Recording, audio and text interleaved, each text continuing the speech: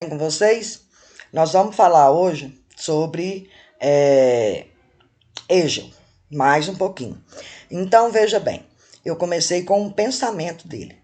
A filosofia nos dá o conhecimento do universo como uma totalidade orgânica, totalidade que se desenvolve a partir do conceito e que nada perdendo do que faz dela um conjunto, um todo cujas partes estão unidas pela necessidade. A si mesma regressa e no regresso a si mesma um mundo de verdade. Hegel e a dialética. Primeiramente, vamos compreender o conceito de idealismo. Na filosofia, o idealismo é uma corrente filosófica que faz parte das ideias, o princípio interpretativo do mundo. Ou seja, segundo o idealismo, conhecemos o mundo a partir das ideias que temos feito de todas as coisas materiais. Então, o idealismo é o que? É uma corrente filosófica que faz parte das ideias, o princípio interpretativo do mundo. Então, segundo o idealismo, conhecemos o mundo a partir das ideias que temos feito de todas as coisas materiais. O conceito. Dialético é uma palavra grega que significa arte do diálogo, de convencer, de persuadir ou raciocinar. Então, o dialético, ele é uma palavra que significa a arte do diálogo, convencer, persuadir e raciocinar. Em suma, é um debate de ideias diferentes, chegando a uma conclusão a partir desses pensamentos diversos que tornam-se um conceito que pode ser contrariado novamente. Para alguns filósofos, como Sócrates, Platão, Aristóteles, é que também se encontra o filósofo em que estamos estudando, é uma maneira de filosofar. Então, segundo, né, Sócrates, Aristóteles e Platão, isso aí se encontra, né, uma maneira de que conforme a gente vai estudando, a gente está filosofando. Mas como Hegel filosofava? Dentre o idealismo hegeliano, há a procura pela resposta a um problema que vinha sendo discutido por filósofos como Kant. A questão do sujeito é objeto da ciência, é o objeto, consciência e mundo. Em suma, a pergunta do fundo era: como se dá o conhecimento?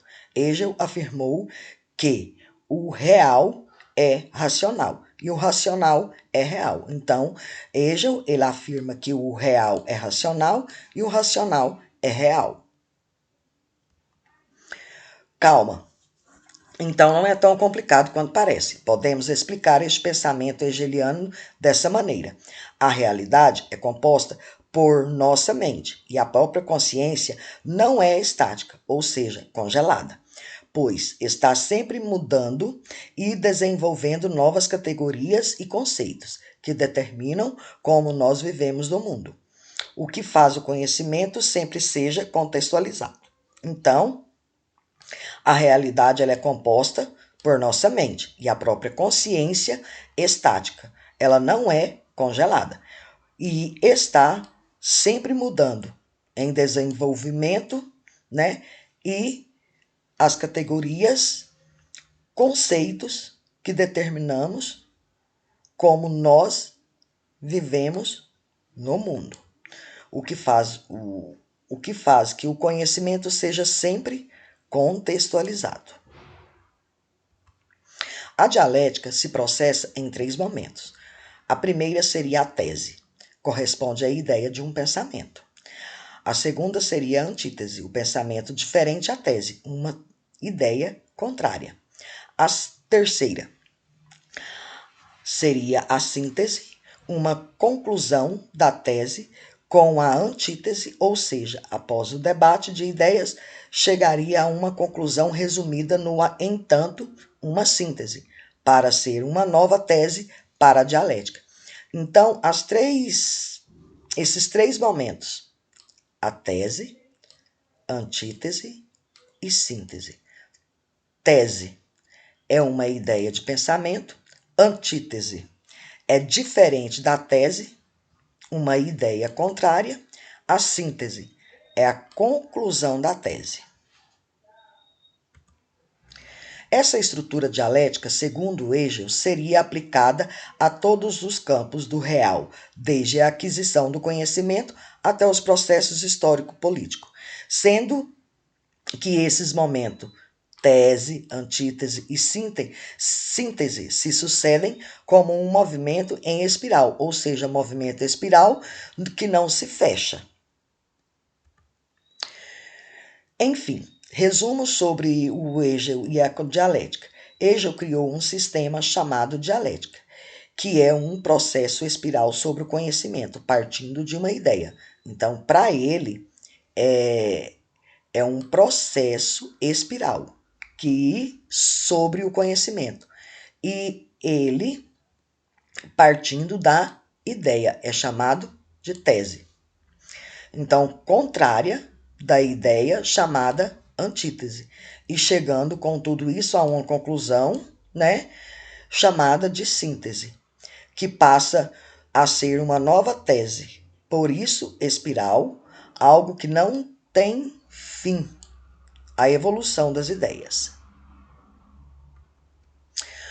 A compreensão do pensamento filósofo de Hegel demanda um provérbio, o prévio conhecimento, demanda do prévio conhecimento do seu contexto histórico específico, caracterizado por um mundo em mutação.